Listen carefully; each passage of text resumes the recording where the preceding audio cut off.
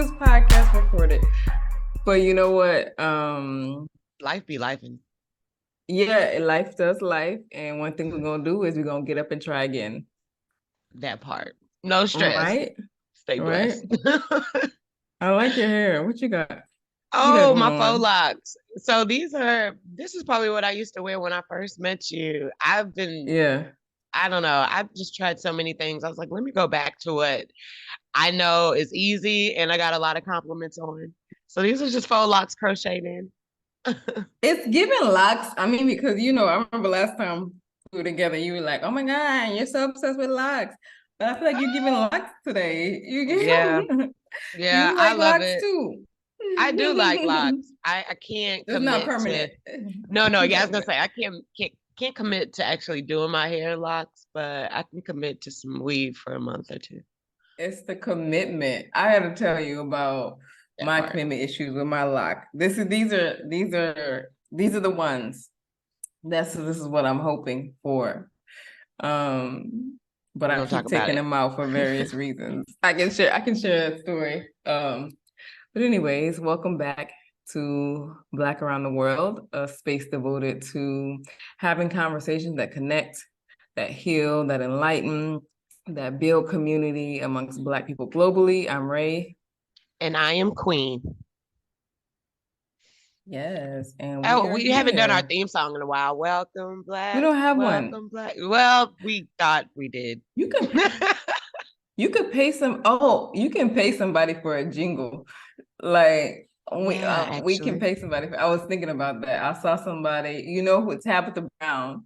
Yeah. She does some like Monday. Her and her business partner. I'm not sure if it's her business partner, but they have a jingle for their Monday conversations, and it reminded me of us. And I was like, we need to get a jingle because we keep saying we're gonna get one, I know. but I've been saying I'm gonna get a microphone too, and I show up with these headphones. But those yeah, are so cute. thanks. Can you hear me well on them? Because they're cheap. Yeah, You can hear me good? yeah, Good. Yeah, we're I gonna can get a hear you. jingle and a microphone Yeah. coming soon. So, okay, Yes, last yes. time we How's it spoke, going? How are you? I've been good. I've been really good. Can't complain. I think for those of you that are into like the moon and the energy it brings, it brought some energy to me, okay? And I don't mean energy as in like get up and go. Yeah. I mean like some weird energy that I had to fight off and battle with. Um, but other than Hmm. that, I've been good. I'm starting this job soon. School's wrapping up. This semester is so. I'm just rolling with the punches, literally. Got How have you, you. you been? How have you been? Nothing you want to expound on school? Didn't you get a new job or Yeah. I got a new job. I don't too as start until well? September 5th. Um, I Okay. I don't want to disclose the company, but essentially I am the Yeah. director of events for a major person here in Dallas. Oh, that's Um, awesome. I'll tell you offline, but yeah, Yeah, congratulations. yeah, he owns That's a exciting. nonprofit, so I do the events, and we have one big event coming up really soon here at the Globe Life Field. But yeah, so I'm excited. Looking forward to that. Not looking forward to waking up early again because I will sleep all day if I can. But Yeah, won't we all? That's awesome. Congratulations. Looking of forward to course. hearing more about that. Thank you. Now, okay, look, real quick, because we were talking about locks, and I know the last time I spoke to you, I don't know if you want to Uh, share this, but you gave my me so much luck. joy that day. No, listen, I'll share because I did speak about it on social media and everybody in my DMs being real judgy. But anyways, long story short, short story long, I've been seeing this information about an onion like conditioner, like the benefits of onions. And I was like, I like onions. Why not put them in my hair? So that was my logic. And I've been wanting to do this for some months now. And so I finally was like, you know what? I'm gonna get up, I'm gonna blend me some onions. So I made an onion smoothie basically. What I should have known is when I saw Becky on the article. It was a white girl. I should have known. And when I saw the red flag #1 was a white girl on the article. But anyways, long story short, I blend me some onions, put it in, and I'm like, shine, hair growth, stimulating the hair follicles. So I'm just like, I put it in, and I'm like, wash it out, put another conditioner in, and I'm like, all right, I already feel better already. And then I later on in the day, I look in the mirror and I just see onion bits all throughout my hair. And it's like a little bit in the front. And then I look in the back and it's just a whole concoction in the back, onions throughout my hair. These are my locks. I'm trying to grow locks and for the 15th time. And the onions wasn't about to let me be great. The onions were all caught up in my naps in every little groove. And so I was like, you know what? These gonna have to come out. So I had an emergency. I knew I wasn't gonna be able to get the onion bits out by myself, and I live alone. So I had an emergency trip to Twisting Locks here in Accra, and they helped me out. They gave me a good wash. They took out my locks, took out the onion bits, and retwisted it. And so here I am another time. Like I said, 16th time's a charm. I'm hoping that these will be the locks that I keep in. So I'm being careful this time around. But that's my onion smoothie story. And I talked about it on Instagram. Everybody was like, why would you? What are you doing? What, leave your hair alone. I'm like, okay, I know, I don't need, I learned my lesson. Okay, guys, I'm just sharing it with you. I can see when you share stuff with people, you let people in your life, but then they want to say some stuff. It's like, you let me telling you information doesn't give you a license to, say what you want to say. Give me your judgment. Anyways. Look, I am not judging. I just thought that was the funniest story ever. And hey, I mean, you tried it. I feel like kudos to you for even saying this is what I'm gonna do and doing it, right? I appreciate that support, co-host. Of course. I would probably do some shit like that though too. So that's why I resonated with it. I was like, I would definitely do that. Like that. Yes. Just try new things. But other than that, how has life been? It's been good. I'm in Accra still, so I say that to say because my internet is cutting in and out. Hopefully it doesn't give us any major issues, but it's cutting in and out. So bear with me if that happens. Yes, I'm in Accra. I'm in my new apartment in Accra, actually. You can see orange couch in the background. I might make an Instagram for orange couch because this couch is gonna see many great things, and I'm excited. It's just like a great communal couch. It's like this L-shaped couch and this copper color. Yeah, it's giving good vibes. But yeah, that process of finding an apartment, I knew I wanted to have my own apartment when I got back to Ghana the second time around. I had moved multiple times last year when I lived in Ghana in 2022, trying to get comfortable, different Airbnbs, roommate situation, and I knew that I didn't want to do that this time around. And so when I got back, I was like, first place that even though I stayed with some friends until I found my place, I was like, wherever I'm moving in is going to be my spot. And so the way things work in Ghana, which a lot of the things they're trying to do away with, so like agent, I was going through agents, and so they would show me different places. And then I was trying to stay above, below a certain price point. But it's still a pretty good deal. This is a new build. But basically I looked around apartment after apartment, deadline was coming. And then I was trying to stay in a certain area, but there's areas that are cheaper and not cheaper. And then this apartment I came to, it was so far out. And at first I was like blinking out, like basically when I came here, the agent took me, I was like, no. Yeah, no. Then when I realized my options, I was like, I need to rethink this. This is this is a new build, a 2-bedroom. We got hot water out here. We got a washer in the kitchen, balcony, like lighting. It's a nice apartment, and I was like, you know what, Congratulations. this is what I'm gonna go do. And Ghana does a year in advance, also something they're trying to do away with. So I had to pay up rent for a full year. And this apartment turned out to be $300 a month. So What? 300? Why am I still in America? $300 a month. What is that? Okay, no, $300 a wait. month. I can't do the math. 300 times Hmm. 12. I don't know, 300, but let me that sounds see. great. Yeah. Yeah, Look, yeah. It's like under $4,000 at okay, well, when you a say it like year that, though, it's like, damn. time. Yeah, three thousand Wow. six hundred for the full year. Which I'm grateful Dang. for.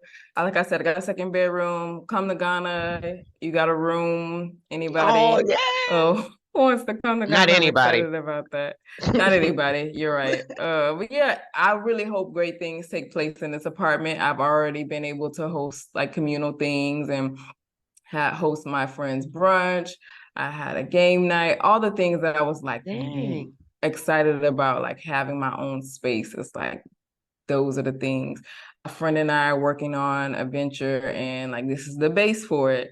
So I'm doing my podcast from here, at my own table instead of like cooped up in a room because I'm like roommate with someone. And so it's just super beneficial. I love my own energy. I love my own space. So I'm grateful. That is what's been going on in my life. More things to come. Like I said, I have some exciting things we're working on here. So yeah. I love this for you. And I love the orange couch. And when I come to Ghana, we are going to broadcast from the couch. Yes. We're going to Yes. sit Oh my on it. God. Yeah. Man, I've been thinking about that too. So that's the goal. We're gonna put that out there in the universe. We will be here. We will be on that couch having a Yeah. conversation, having awesome, wonderful conversations. So looking forward to it.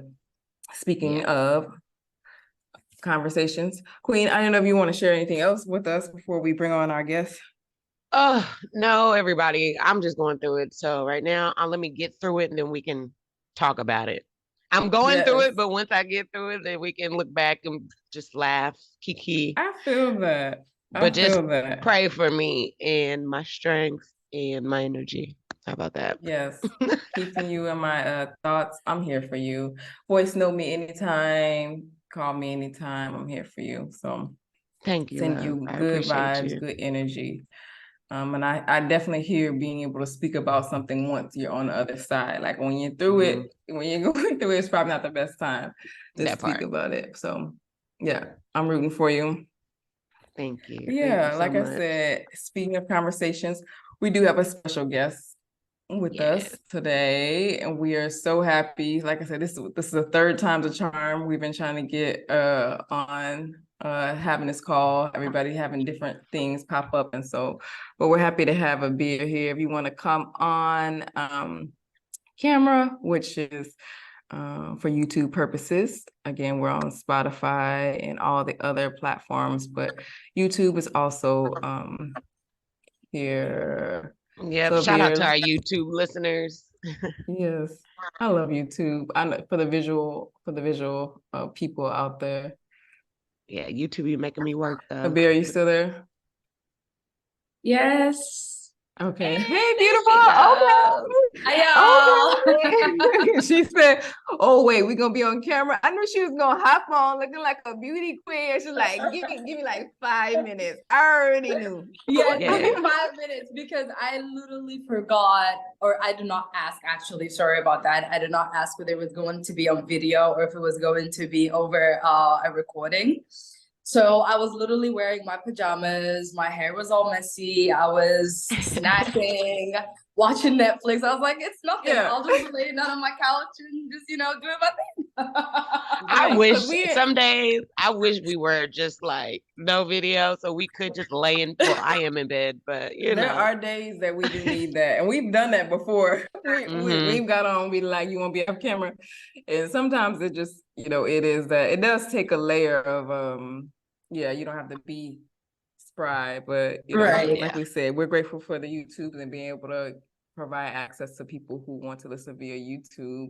And I mean, we're different in time zones. I don't know how you were looking this great at this time on, I mean, it is Friday night, but like what is time Friday is it? night. It is. Right. It is 9:54 p.m. right now. 9:54. And where are you Yes. calling from? It is 9:54. I am calling you guys from Kuala Lumpur. My name is Abeer. You can call me Abby. You can call me Ro. You can call me Rhoda. Whatever works for you. So let me just go ahead and introduce myself. Yeah, just tell us a little bit go about right your ahead. stuff and we'll get into it. All right. My name is Abeer, like I just mentioned. I am from Somalia. I was born and raised in Saudi Arabia. Currently working in Malaysia. Thank you guys for having me. I truly appreciate this. Absolutely. Yes. You are definitely Black around the world, okay? Yes. Everywhere. Absolutely. Can you tell us about your roots in Somalia? I don't know if I know much about it. How long were you there? So I actually have been to Somalia twice.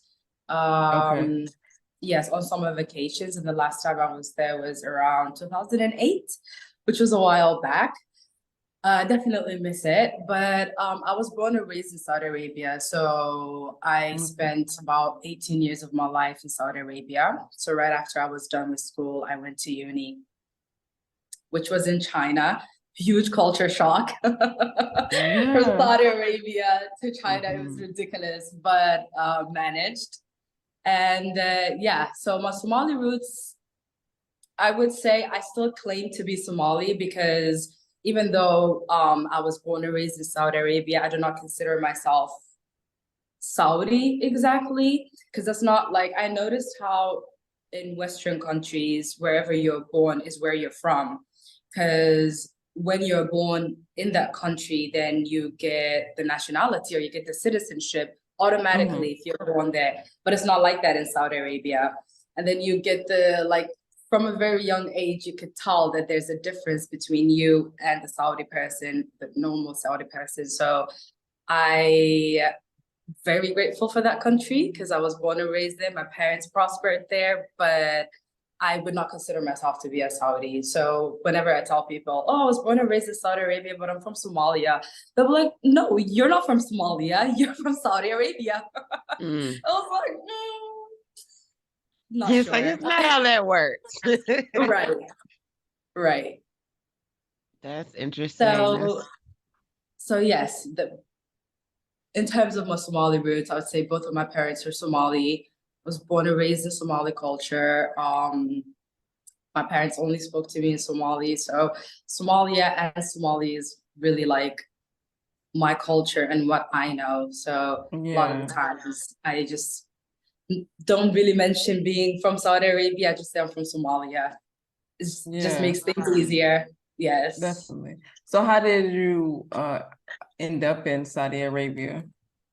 Like what your parents, I'm sure you were born there, but like how does one, is that a country that a lot of Somalians go to, Saudi Arabia, or what was the motivation to relocate there? Right. So that's a good question. One thing about Somalis is that you'll find them everywhere. You could go to Antarctica and you'll see some Somalis. They're literally everywhere. But the reason why my parents migrated to Saudi Arabia was because I think they got married in 1989. And so 2 years right after that, civil war broke out in Somalia, and so they had to flee. And so they migrated to Saudi Arabia, and that's where basically they lived their whole lives. Right. Okay, gotcha. So there is a large population of Somalis. Correct. So then because of that, because of the civil war and because of how unstable it still is, you'll find a lot of Somalis everywhere. Like Europe, US, even China, Malaysia, there's a bunch of them. There's a whole Somali community over here. We've got communities in Minnesota, all over the US, the UK. So Somalians are really just everywhere, and I feel like that definitely goes back to the country not being stable enough for us to actually live there. Yes. Mm. Are you aware of what's contributing to the instability in Somalia? I'm sorry. Are you aware of what was contributing or what is contributing to the instability in I Somalia? would say corruption, like a lot of Yeah. African countries. Mhm. Corruption, greed, tribalism. There's a lot of tribalism. I would say there's also some, I'm not sure if you guys ever heard of Al-Shabaab. No, I'm not familiar. Yeah, so they're a Somali terrorist group, and so they're internationally known, super dangerous people. And so they are based in Mogadishu, which is the capital of Somalia. And thankfully, I'm not from there. My family's in a bit, like, we are from the north. It's a bit more stable. Still a lot of drought as well, but it's honestly super, super sad to see what's happening in Somalia. Like, my heart definitely goes out to the people of Mogadishu. It's so sad. It's so, because it has so much potential. There's like, we've got the resources, we've got the livestock, we're right by the sea. And so there is a lot of potential, and there's oil as well, but it's just, yeah. That's what I was gonna ask. And maybe, I mean, you don't have to be an expert on the country, but when you speak of resources, you speak of location, you speak of being next to the water. And then to me, I mean, I guess my question would be that, like, is what contributes to the instability is I feel like you said, in African countries, a lot of corruption, there's a lot of like tribalism, but oftentimes, while there is a responsibility that people have to take on a continent, but it's usually outsiders coming in that are like capitalizing on the little, infighting, but coming in and contributing to the stabilization of certain countries. Basically what I was wondering about Somalia, because it has all those resources, Right. Yeah, no, you're absolutely right. But yeah. But Saudi Arabia, what was life growing up like that there? It was, before I forget, first of all, Ray, I am super proud of you. Congratulations on the new apartment. Oh, thank you just got into it before I got to tell you that. Oh, yeah, I know. Yes, congratulations, girl. And Queen, I am sending you good vibes and so much love, girl. You got this. Thank you, love. Thank you. Yes. I'm gonna get through it. Yes, you will. Yes, you will. No. Thank you, Abeer, for pausing us there. Because I know as soon as like Queen hits record, sometimes I'll be like, all right. But I appreciate for pausing us and bringing us back. Because I usually say how I know, or we know the guests, and really kind of give our own intro. And basically, I met Abeer here in Ghana about, I think it was like March 2022. I met you briefly. Yes. Right? Yes. Right. We did. We met at Girls Track. Shout out to Girls Track. Yes. When I was working for Girl Track, and you were one of our star volunteers, and I just loved your servant heart. Right, you were there to serve. I know you were helping. You had connection with Untamed Empire when we hosted the event, and it was cool to meet you briefly. And then we were like IG friends, and that's how we stayed connected. Yes. And I've admired you from afar, and always thought about approaching you to be on here. And then you when you found out we had a podcast like a few weeks ago, I think you were like, all for it, all supportive. And I was like, this is my time to shoot my shot. And so I shot my shot. I love that. Slide in the DMs. Slid in the DMs. see you were so interested in being on the show. So we're happy to have you on the podcast.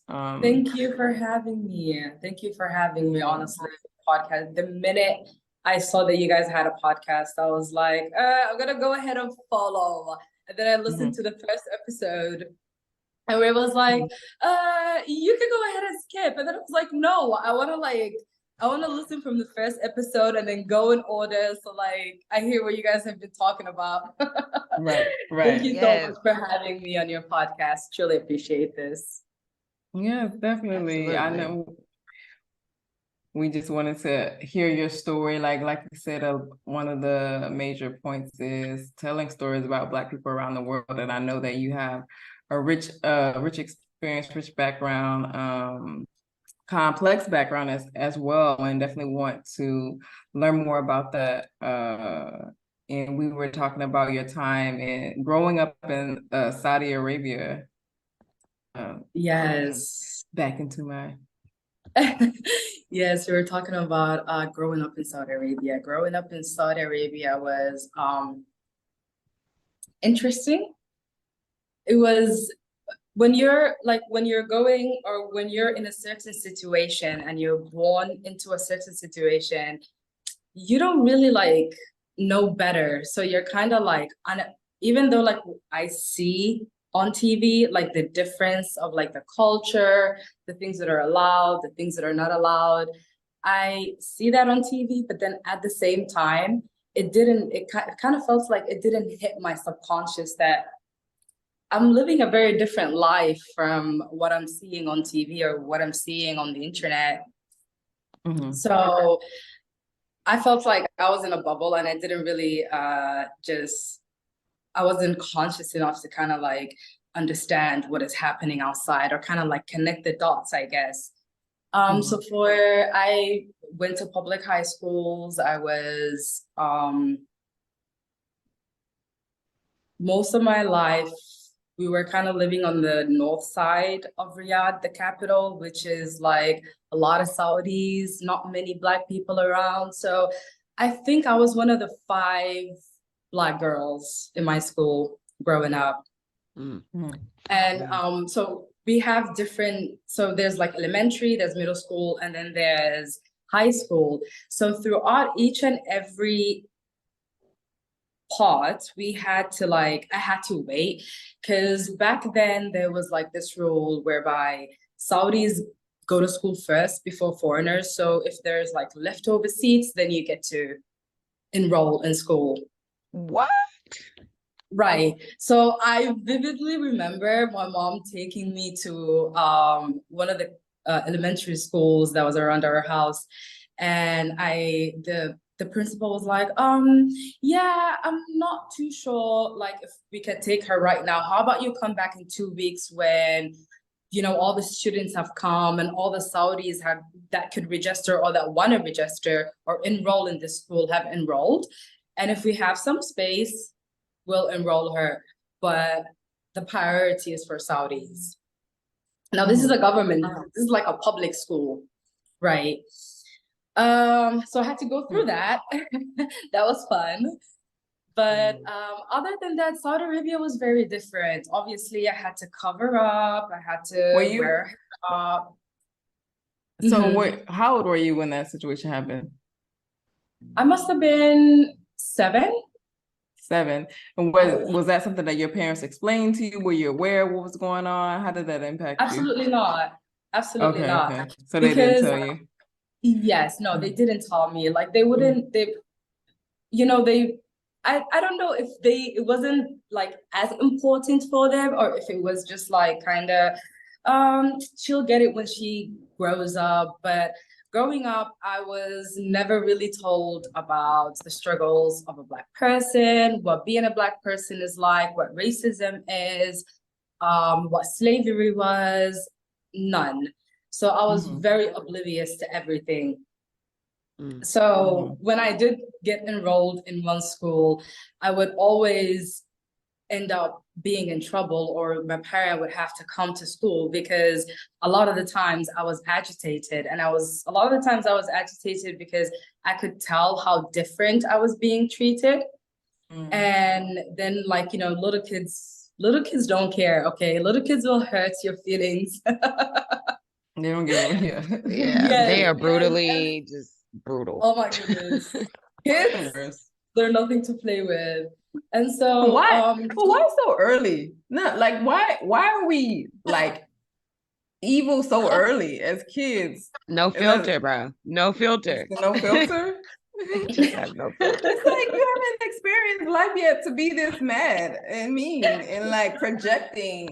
Like I feel like adults, when we're mean, we're projecting. And so what are we projecting as kids? Like that's so I sad. think We they're probably need to projecting get exactly what's being said at home and stuff, Mm, and not It's- necessarily realizing it's not okay.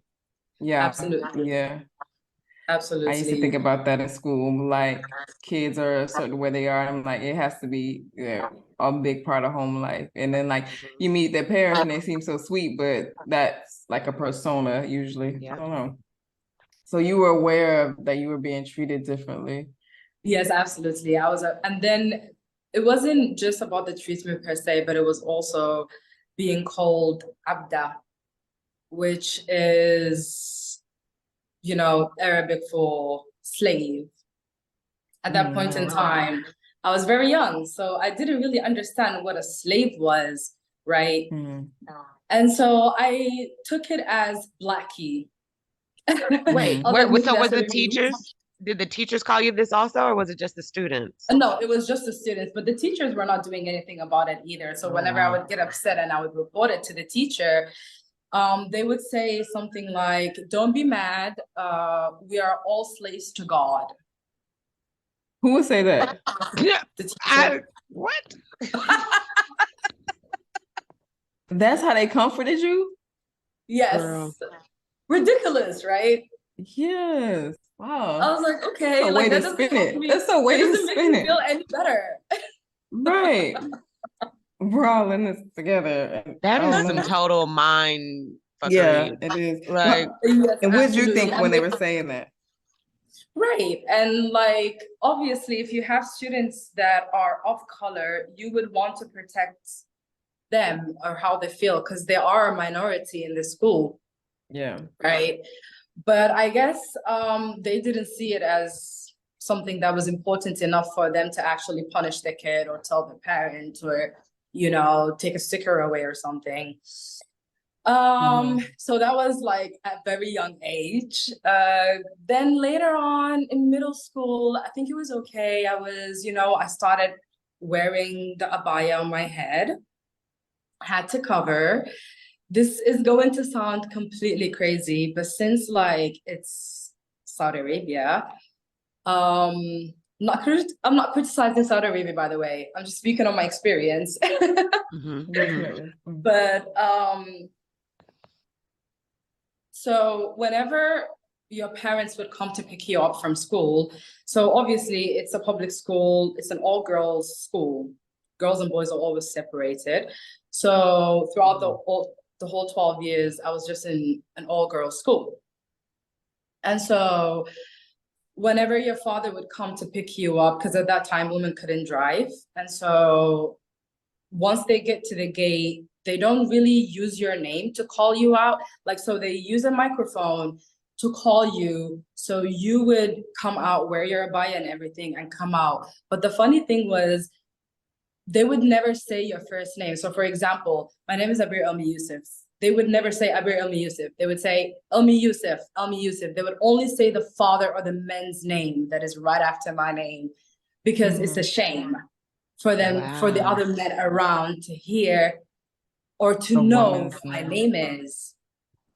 Ridiculous. Like I never really thought about it, but I just thought about it the other day and I was like, I wonder why they never called us by our name when they were like calling for us to come out. Yeah. So this was literally for everybody. You're not, I guess you weren't allowed, or it was a shameful thing to call out your daughter's name when you're calling her to come out. Yeah, it was a bit weird. But so at the time y'all never questioned it. It was just normalized, you know. It was normalized. You wouldn't really question anything like that because that's just what you know and that's what you've been around. That's what's, you know, all you've seen. So it's not weird to you, really. So women But just like, have like no identity out there at all. it was tough for women out there. It's getting better, and I love that for them. But it was super tough for women. Super, super tough. Horrific stories. But so then we had to wear the abaya on our head, the veil on our head, and then you'd have to like cover your face. So you're not allowed to wear like the burqa. You like when it's school, you have to completely cover. So when your parent comes, you have to kind of like peek. Wow. Like you have to peek, and you cannot like show your whole face, because if you do, the guard is gonna tell the teacher and you're gonna be in trouble the next day. So like you gotta like take a quick peek, and you gotta be real fast with it so nobody sees. Yeah. And the only time you could take that off is in the home, right? Yeah, it's either in your house or inside the school, because it's all girls and Girls, right. The female thing is like teachers. the Yes. logic is that you can't, other men can't see you. Because like with the name, other men can't know your name. But then with the Other men can't visual, see. the other men can't see you. What was the Right. logic behind that? The other men culture can't piece. see you. Yeah, it's like shame. No, so other men might get aroused if they see you. You might like spread. We call it fitna, which basically means like, I don't want to say it wrong because I don't exactly know what is the English word for it, but it's kind of like seducing. Wow. So the man can be seduced by your hands, your feet, your hair, your face, your body, your perfume, a lipstick. So when we would like go to malls, me and my cousins, we had my mom's cousin lives in Saudi Arabia as well. So her kids and my aunt's kids and I literally grew up together, and we're super tight. So whenever we would go to malls, because that was the only thing that you could do back then. It's either you go to a restaurant or you go to a mall, because you can't really walk on the street. Everyone is in cars, it's super hot, so people don't really walk.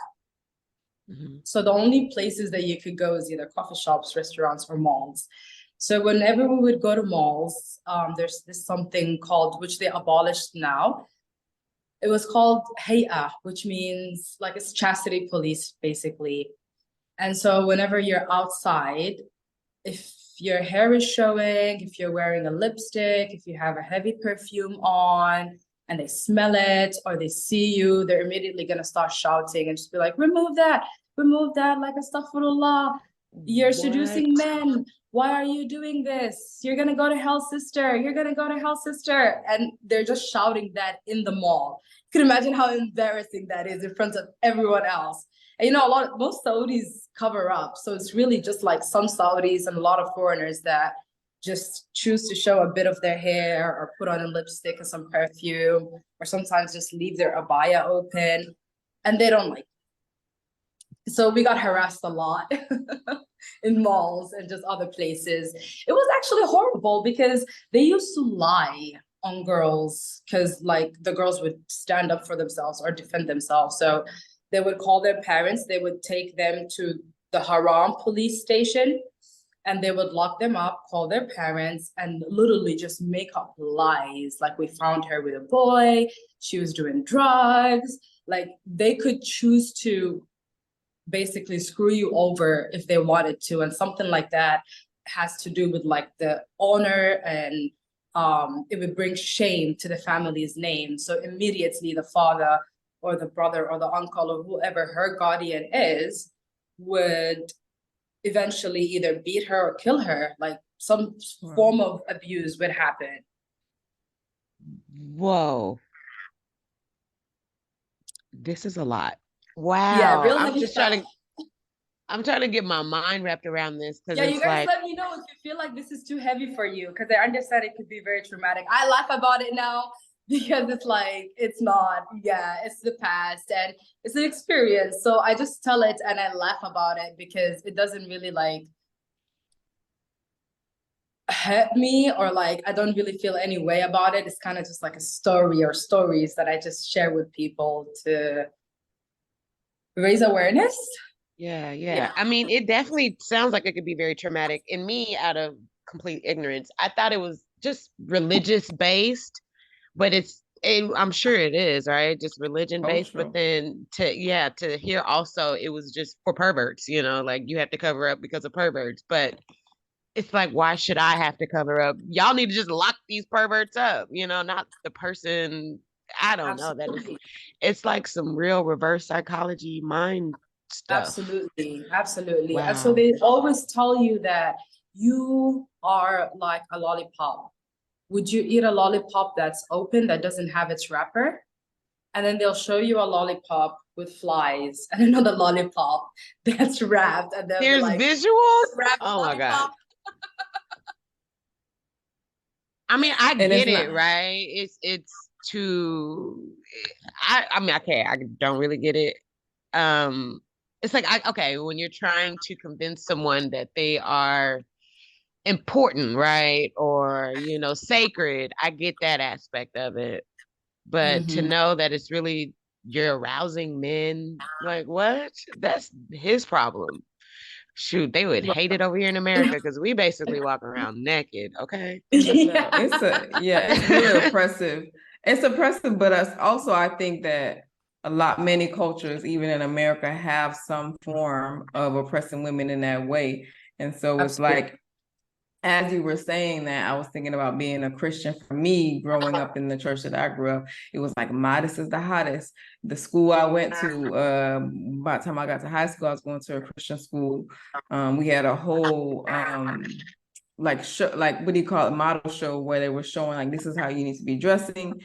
And I just wore t-shirts for a lot of my high school years because it was like, cover up, to an extent, there's no reason he needs to be showing. Obviously, that is not the same as what you went through, but I think every culture has its way of oppressing women in that way and placing the responsibility on a woman to stay safe, placing the responsibility on the woman to not be harmed. And then if she is harmed, what did you do to get harmed?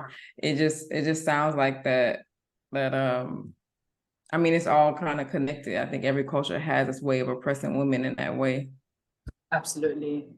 Absolutely. No, definitely. Every culture does have that, whether Mhm. east, west, wherever it is, even in Africa, Mhm. every culture, like in Somalia, men can be very oppressive to women in different ways. And then you add religion onto that as well, and it's just gets Mhm. out of proportion. But you're right. Women everywhere do go through this, some form of oppression, but I think a lot of people fail to understand that the oppression that Middle Eastern Muslim women face, Middle Eastern and Muslim women face, I'm not saying all of them, but a lot of them. Like knowing what I know, meeting the people that I've met, and living in Saudi Arabia, it gets pretty oppressive for them. Like I feel like Muslim feminism or African or Black feminism is very different from the feminism that the Western or the causes that Western feminists are fighting for. It's so different because women in Afghanistan are literally fighting to be able to go to school. Right. They just send them like 1,000 years back. Women in Saudi Arabia were just fighting a few years ago to drive. So like Mhm. Mhm. the contrast is just The very same, we got different issues. I Yeah. was just talking to someone about what was food feminism rooted in the US, which I would really like to get to as far as your but I really want to ask you, at what point did you, because you talked about like not being conscious, like you were in it, it was your life, it was the norm, and you weren't conscious enough to be aware that something, that this was wrong, or this didn't work for you, or this didn't feel good, or it was oppressive. At what point or what caused the awakening for you?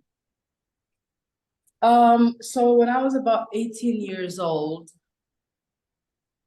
I decided that I wanted to go to China. Well, my dad decided for me, which I didn't mind because it was a way out of Saudi Arabia. Mm-hmm.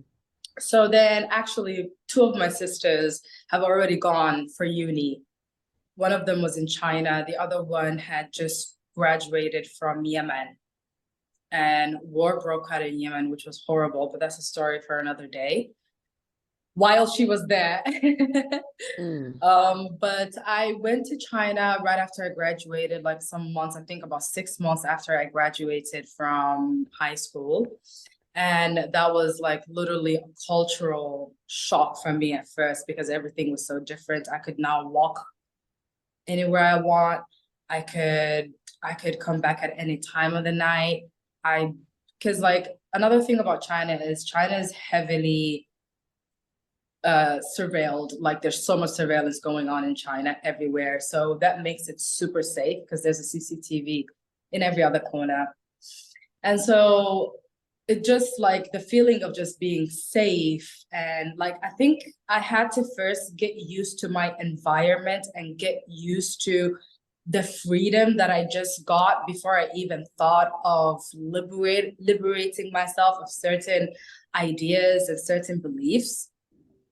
Mm-hmm. So once I got comfortable with that, then when I had first went, I was still completely wearing my hijab, like around my head.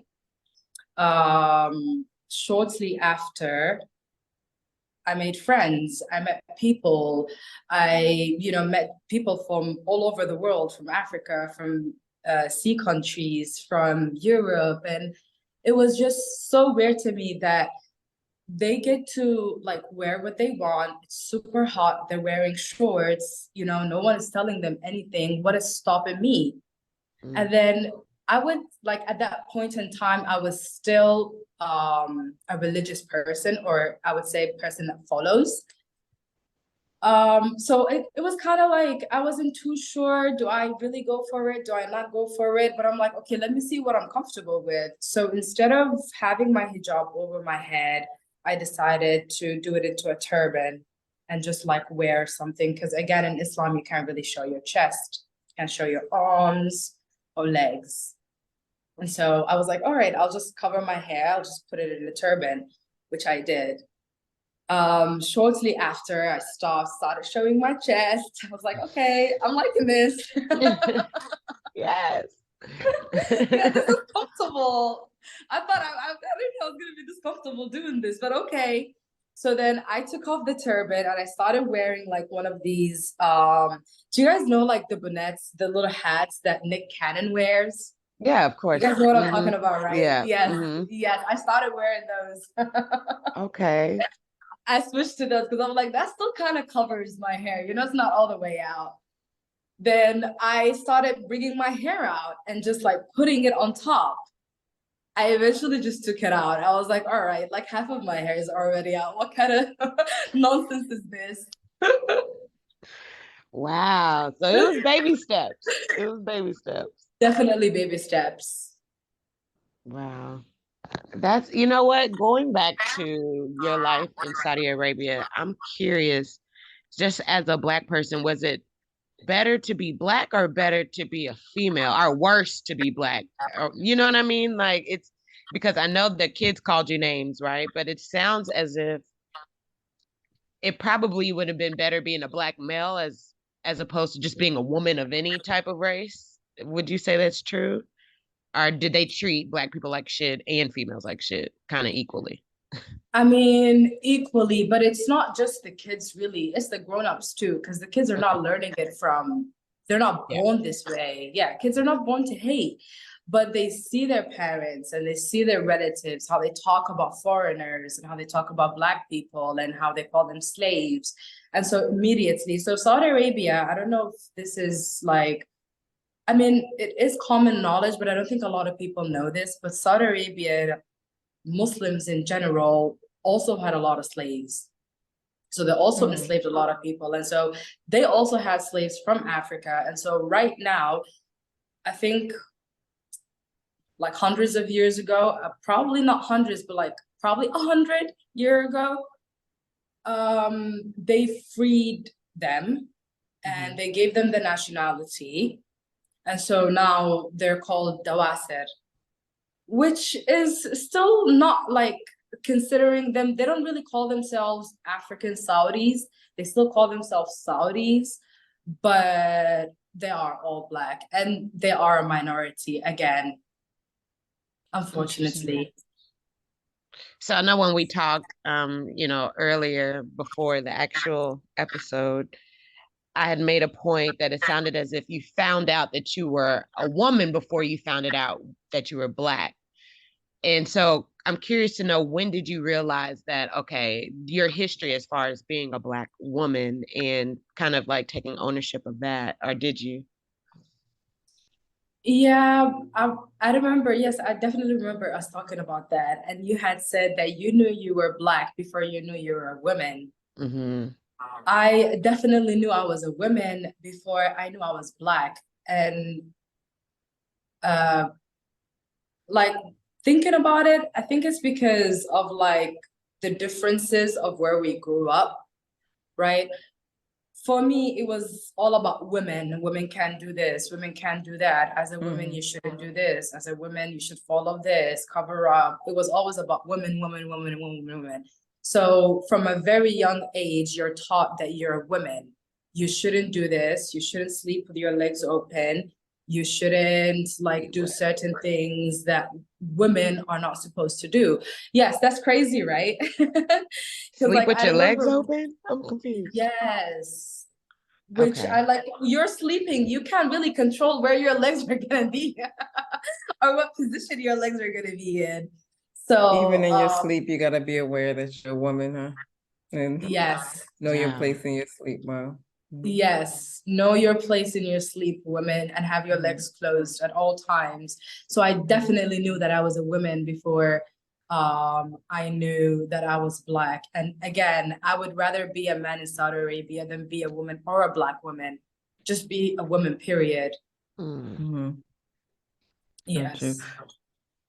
Jeez. And then So, going back to, okay. sorry, go ahead, Queen.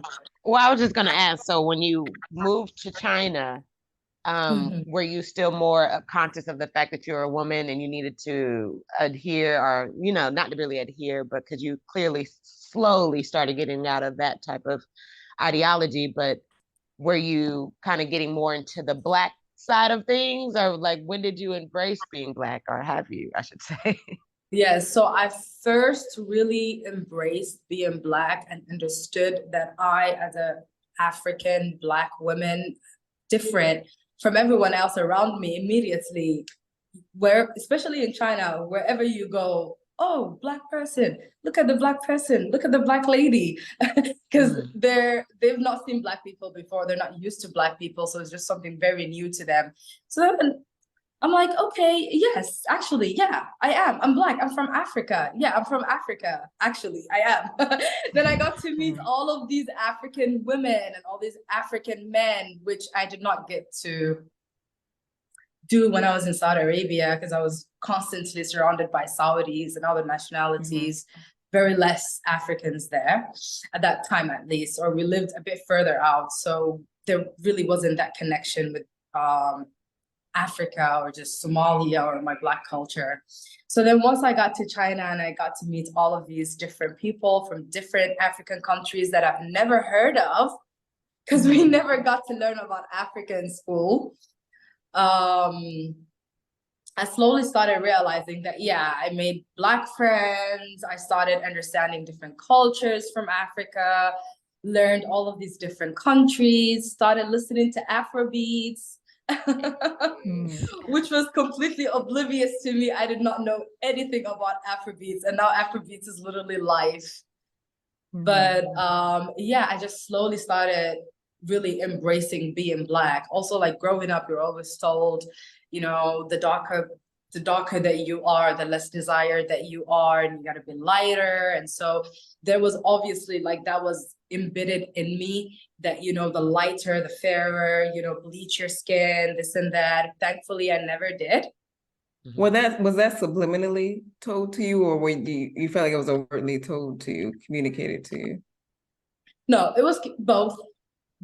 Oh, Yeah, both. okay. Yeah, actually, because like again, Somalis that's going to be another topic for another day. If we do get another day with talking about this, but Somalis are very obsessed with being light skin and bleaching. I think kind of like Nigerians and other African countries. Actually, even Asians love this. There's always talk about different whitening creams here and a lot of ads about whitening creams.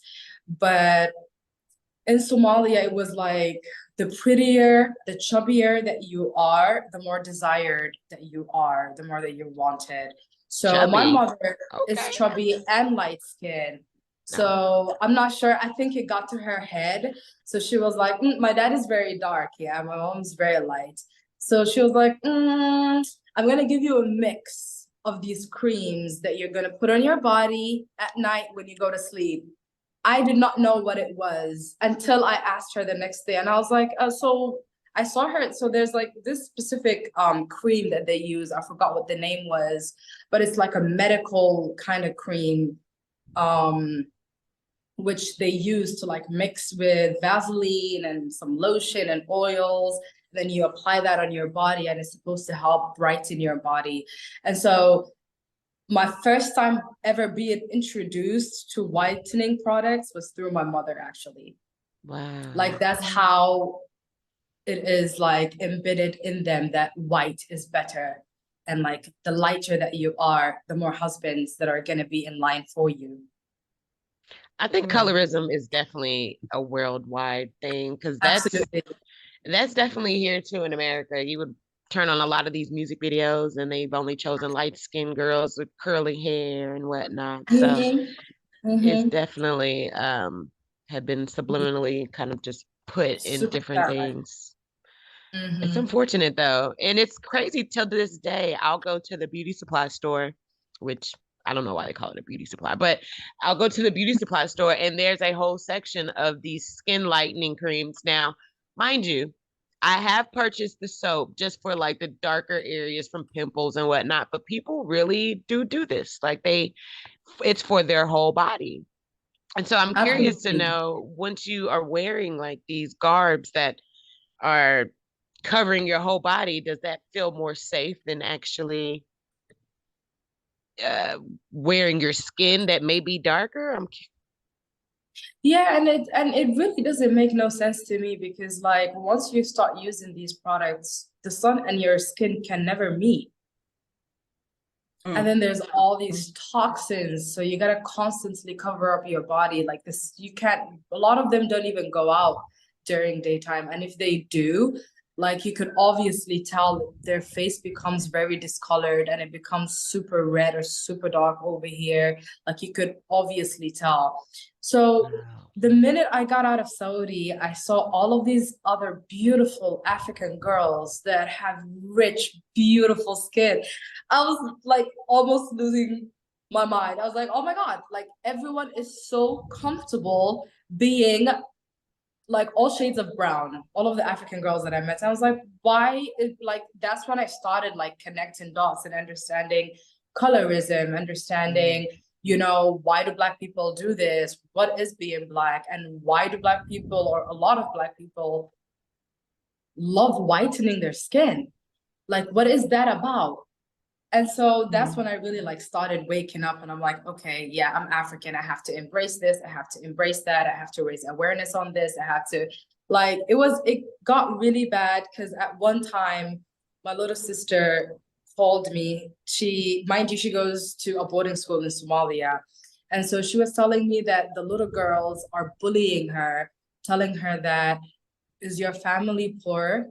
Why can't you afford some whitening creams? Because she's darker.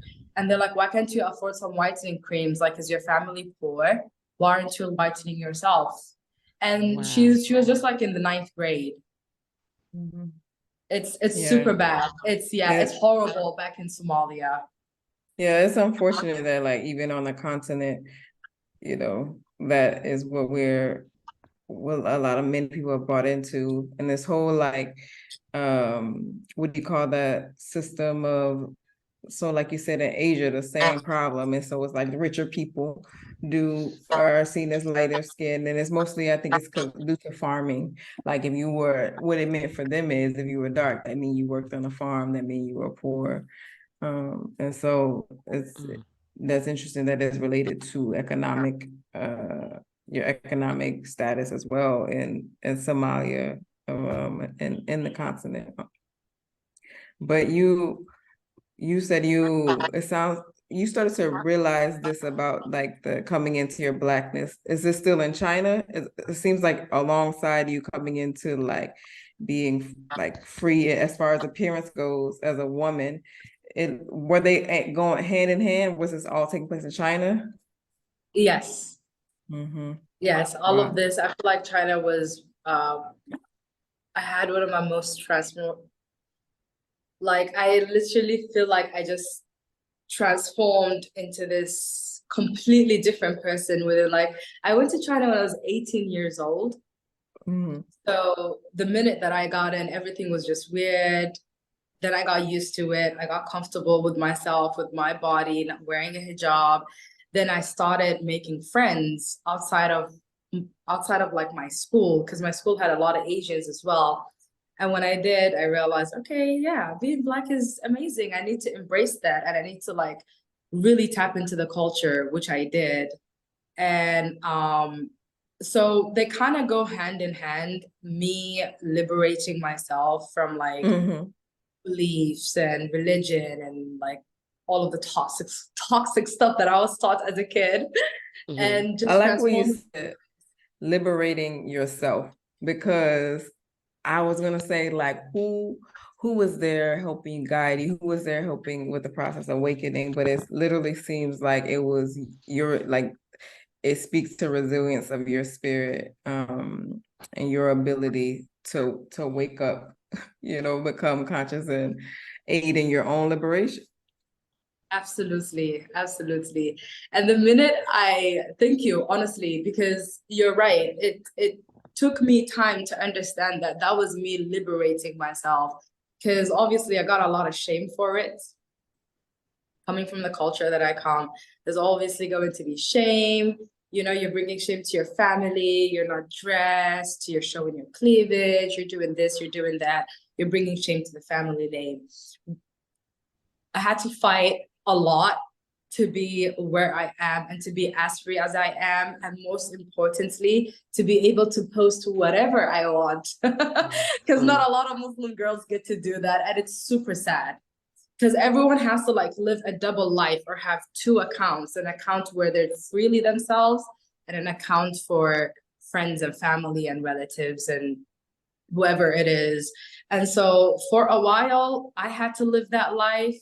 And so when I tell you guys that it feels so good to just have one account and be able to post whatever I want without having to care about the consequences, what is my uncle gonna say, what is my brother gonna do, what is like, it definitely took some time, but it took me a minute to realize that that was my liberation. That was me liberating myself, choosing not to listen, choosing to really just do what I want. Resist. Exactly. It was a form of resistance to you, Absolutely. like resisting how you were fed that, you were less than because you were Black, fed that you were, not enough or less than because you were a woman.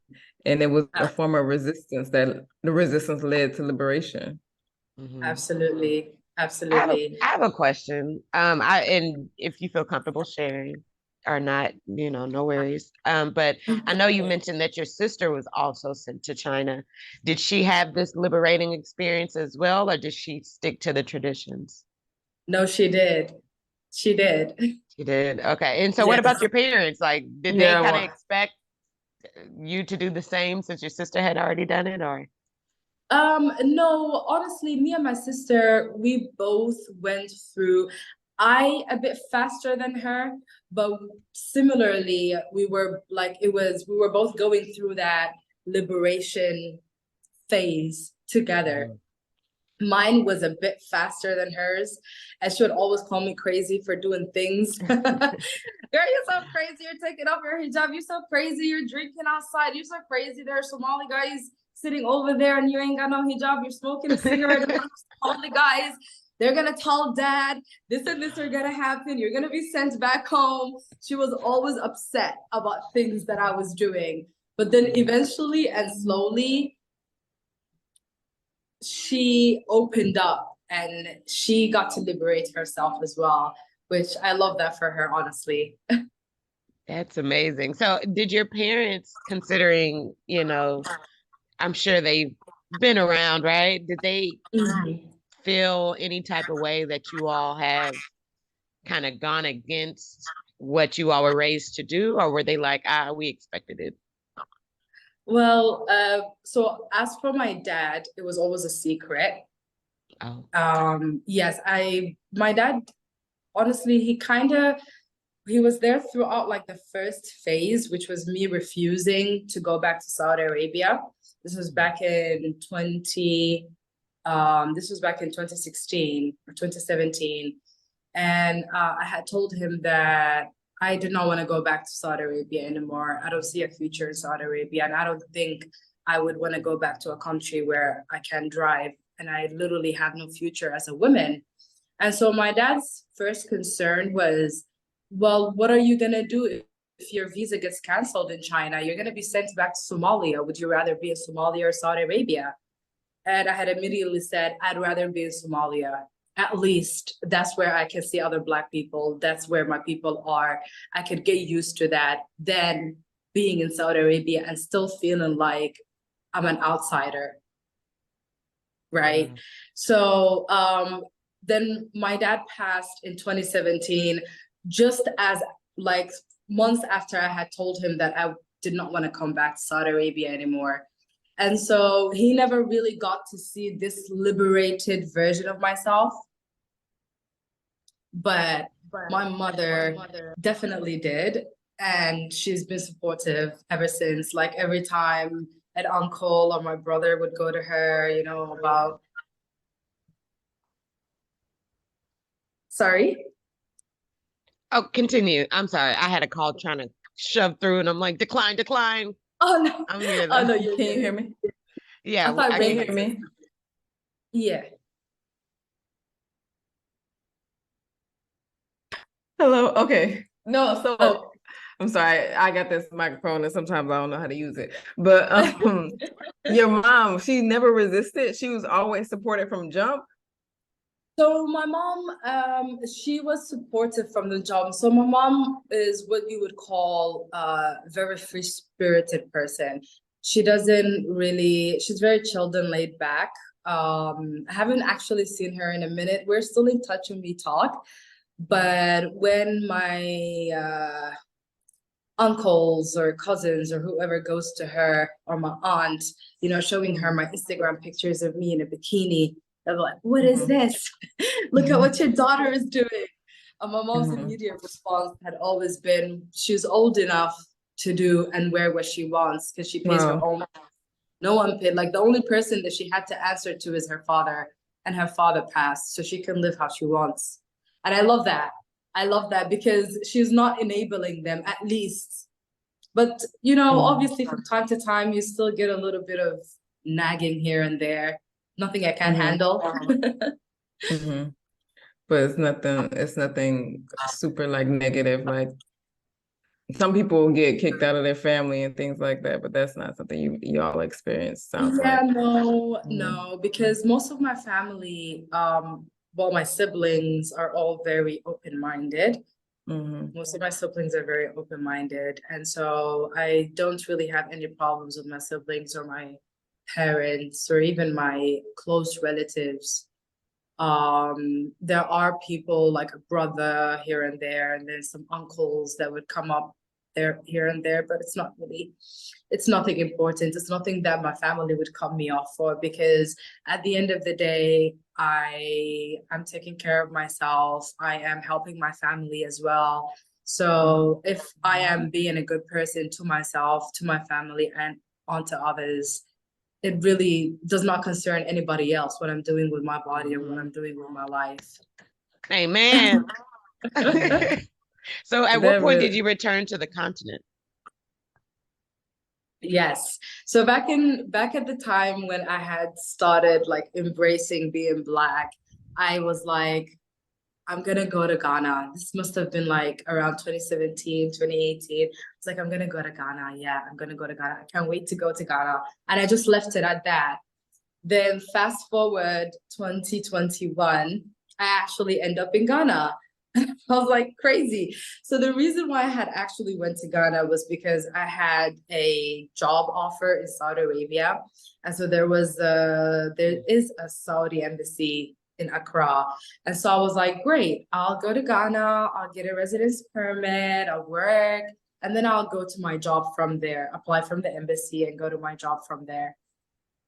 But the universe had a different plan for me that did not work. But what did work was going back to the motherland, which was like, honestly, it's like to this day, whenever I think about it, I'm just like, wow, I'm so blessed to have been able to experience that, because you guys literally have no idea how great it feels to come into like an airport and everybody you see is Black. Literally, you're Black, you're Black, you're Black, you're Black, I'm Black. I love it here. I love it. Everybody's Black. I freaking loved it. It was magical for me because it was my first time being around Black people. It was my first time being in Africa, living in Africa, having the freedom, coming to Africa with the freedom that I have today, like not being like controlled or told what to do. My freedom and a country where I can be myself, an African country, because I obviously can be myself in Somalia. But it just felt like home, instantly felt like home. My trip ended up being extended. I was initially going to stay there for 2 to 3 months. I ended up being there for a whole year. It's a long time. You know, I keep hearing these people that like, I'm going to Ghana. It's like, Same. for how long? 4 months. Like, wait, that's not a trip. Like, you're moving. Yeah, that's the same for me. I plan to be in Ghana for a month. But similar to you though, Abir, it was like I feel like you put it out in the universe. I'll be there, and then you're like, crazy, I'm here.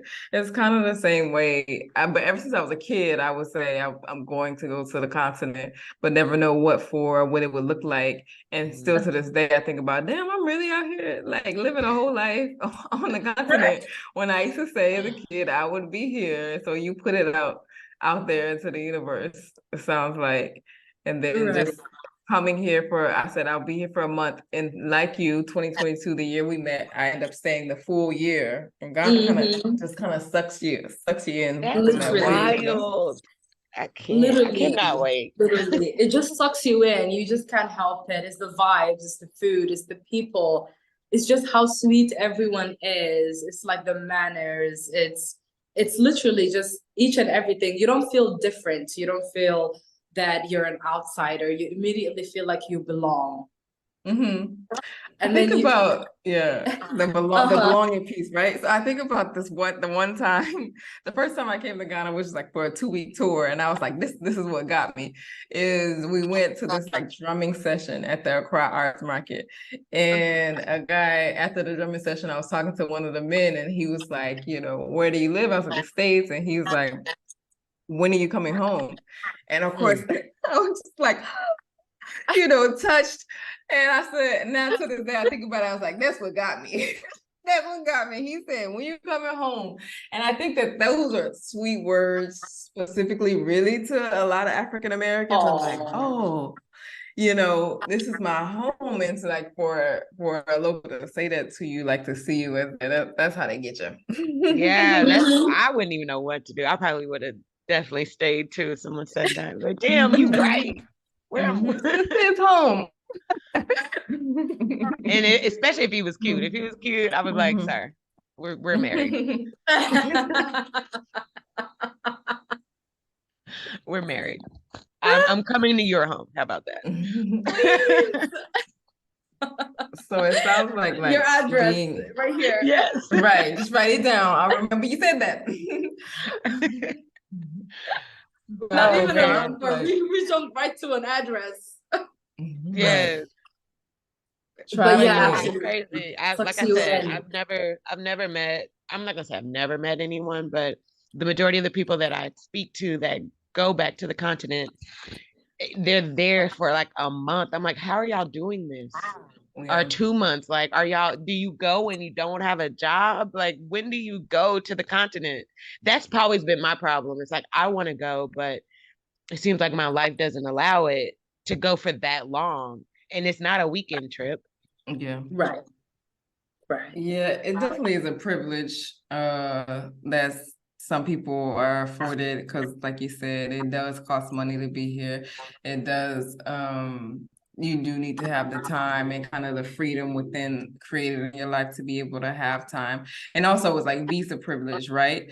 There's many Ghanaians who would love to go and set up shop in the States, but you know, as an American, I can come here and be here. So a lot of it speaks to many layers of privileges to be able to do this, you know. So Absolutely. grateful for Absolutely. it. I'll be Yeah, there so one it's day. but for you, Abeer, it sounds like defining like living in these various countries, you had these defining moments around your identity. And it sounds like you were able to really like kind of realize even like I would assume you had more like communal moments with Black people and being around other Black women. I know you mentioned that as well. Yes, Yeah. absolutely. The minute Mm, that I got to know that there were activities like that for mm, and by Black women, you knew like you know that I was gonna be there mm, immediately. Whatever it was that had like whether it's girls trek, whether it was Aida and her mhm, healing circles, whether it's mhm, volunteering, whether it's art, whether it's a fair, whatever it was, I made sure I participated because I wanted to be around Black people and I wanted to just like see how they're living and just kind of like it was more of not only just see how they're living and how people interact, but kind of also like understanding myself and why I do certain things. Like it was also validating myself Mm. because I felt very validated as a Black woman there. And I mhm. feel like that was top notch for me because I got to meet all these Black women, all these beautiful Black women. And then I was like, okay, so actually, there is sisterhood, there is Black sisterhood. It's just that I've never been around it, I was never introduced to it. And Mm. I got introduced to that. And it was like, the whole trip was just magical to me, honestly. It was magical. It was rough, but it was Yeah. magical. I was I gonna would say, not trade don't. it for anything. That's what people. I'm glad you said that because that's what people like yourself, Queen, and everybody who dreams about it. Don't get it twisted. Don't get it twisted. It's rough. You I want to have know it some sounds like moments. a trip to Disneyland every time people talk about it, I but I'm quite know, sure. and that's the tough Uh-uh. part. People try to Uh-huh. find. I think it's like a balance, and I think that people don't want to go too far and like into what kind of adversities they face because for me, and I know my friends, we're aware of people's perception of the continent, and we are not going. I know that I and then my friends don't want to aid in, you know, their negative perceptions of the continent, and so we do. I think just share the beautiful moments because it's like one, you don't know whose level of consciousness and what they can handle about information on the continent. I know that's one of the reasons that I don't speak about it. I don't know about you, if you tell people or share those other sides. The other sides. I mean, you gotta talk about the good and the ugly Mm-hmm. because no place is 100% perfect. You'll get the ugly and the bad, but you'll get to experience it from just like a different point of view. It's like, yes, it sucks, but then it's Accra. Like, come on. Mm-hmm. You'll cry, you'll be sad, you'll go through whatever you'll go, and then you go to Labadi Beach, you'll drink an origin, and you'll be fine. And then you eat a mango and all is well. Like Thank seriously, you. just Or eat a some banku, mango. and you're good. Right. All, all is well. It's true. I do want to before we wrap up, I'm gonna ask one last question. We have wrap up questions, and Queen, I don't know if you have anything before wrap up questions, but I wanted to say, based on your time in Saudi Arabia, based on your time in China and like liberating yourself, based on your time in Ghana and continuing to come into your Black identity and your liberation. What's important to Abeer? What's Abeer's message to the world? What are your values? How has that shaped you and what you care about and what your message is and what you want to put out in the world? What is important to me and what are my values? What's important to me is 100% my family. Forever, they're my backbone. And my little siblings. In case you guys don't know, I have 13 siblings. Oh my. Yeah, we're quite the number. So I'm number 5. I have 8 younger. There's 4 older. And yeah, my family means everything to me, my little siblings and my older siblings. And my values always consist of helping people, being kind, not being judgmental, and always looking out for women and helping women. Going through the experiences that I've gone through, seeing what I've seen, made me into the person that I am today. I'm 100% feminist, a womanist, a women's advocate. I'm always talking about women problems, always posting about it. It can get a bit annoying sometimes, but coming from where I came from and seeing the things that I've seen, you can't help but talk about it and raise awareness around it, because there seems to be a lot of ignorance and a lot of things that people are not very aware of when it comes to being a Black woman, a Muslim Black woman, a Muslim Black woman that was raised in a conservative country. Like, there's so many layers to it. And so women, that's one of the values that I take pride in, always standing up for women. I'm 100% always for women. I love that. That's beautiful. Thank you for sharing that. Absolutely. And no, I mean, I think that don't be concerned about if it's annoying. It is your message, and if anybody's resisting it, it's really because of whatever they need to deal with with it internally. Obviously, it's challenging something, and that's good. It's challenging something in their thought process. So I say keep, putting out your beautiful message to the world. I know that that's something I appreciate. And I think all of us, no matter what level and where we're at consciously, we're continuing needing to learn and deepen our awareness around people's experience, women's experience, anybody's experience. And for you, it's women's experience. So yeah, thank you for sharing that with me. I'm sure also bringing that awareness is probably kind of healing for you in a sense as well. Absolutely. No, absolutely. I actually never thought about it like that, but it is healing. It absolutely is healing, talking about your experience and getting to share that with other women. Yes. Well, we appreciate you, because I've learned a lot. Jeez. Absolutely. Mind blown. I'm like, yes. Wow. Thank you for sharing that, sharing your story with us. It's super powerful and amazing, and really speaks to your spirit, your resiliency, and your own divinity within, to recognize thank you so the possibilities much. and imagine that your life could be different. So thank you. Thank you. So we do really have some. Thank you guys for having me. Absolutely. You're I had so much fun, and you guys are doing amazing. Don't leave yet. I do have some quick, rapid fire questions. Oh, no, Let's do quick. I'm here. Okay, I'm okay. Here. I'm here. Thought you were leaving. Don't. I know it's what 1 o'clock in the morning there, or something like that.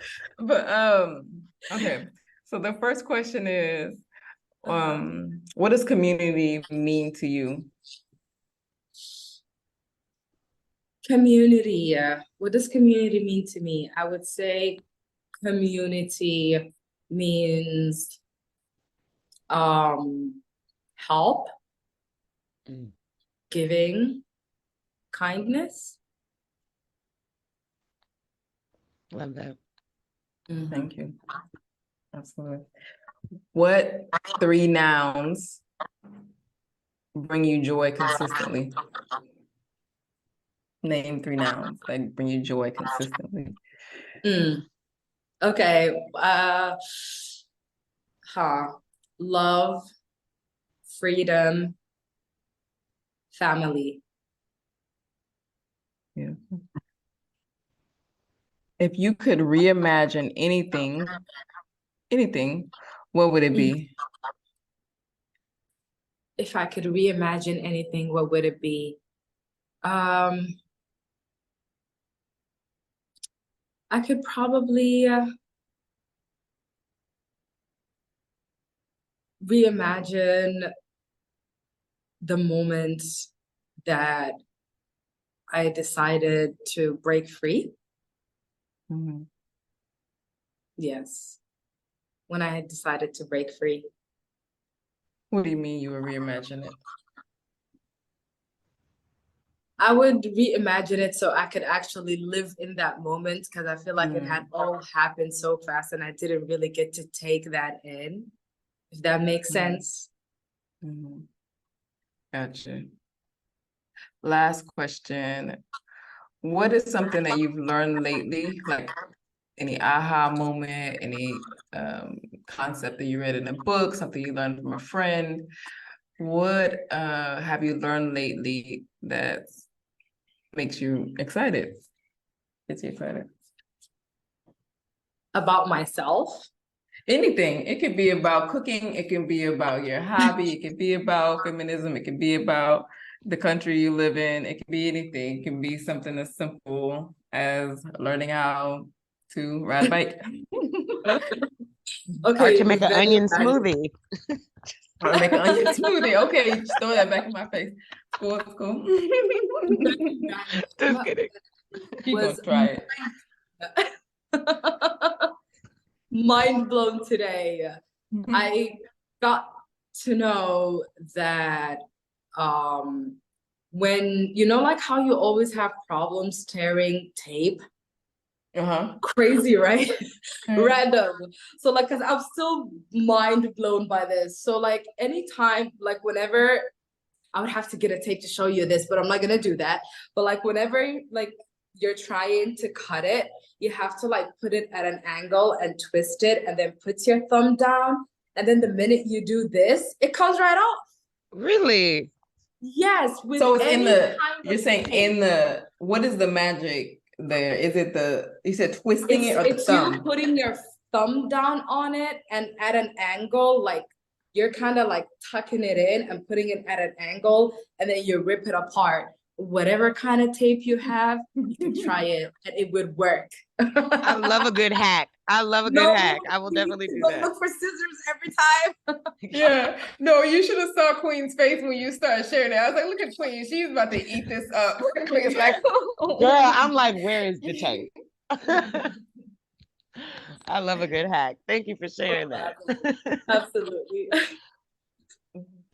But one more thing, what's life like there? How long have you been there?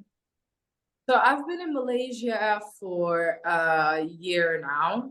I was stuck here during the pandemic actually for a year as well before I moved to Ghana. Then I had come back, and it's been a year since I've been back now. I'm currently working for a German company. Germans are a bit weird to deal with, but it's going great. You went there for work? Yes, I came here for work. Yes. I bet it's beautiful. I've heard great things about Malaysia. Well, like, yes, okay, Malaysia's not often, but I just heard it's beautiful.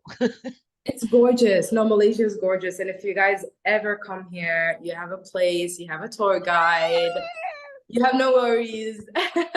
Look, there's so many Definitely. places that are pending, and I'm just like, I need to find the time. I absolutely feel you. But Malaysia is beautiful. The weather is nice. It's always summer here. So much greenery. The islands are beautiful. Wow. Yes, there's like it's a great balance between the West and the East. Because like Malaysia is a Muslim country, but then there's Indian Malaysians and Chinese Malaysians. And so it's very diverse, just people from all over the world.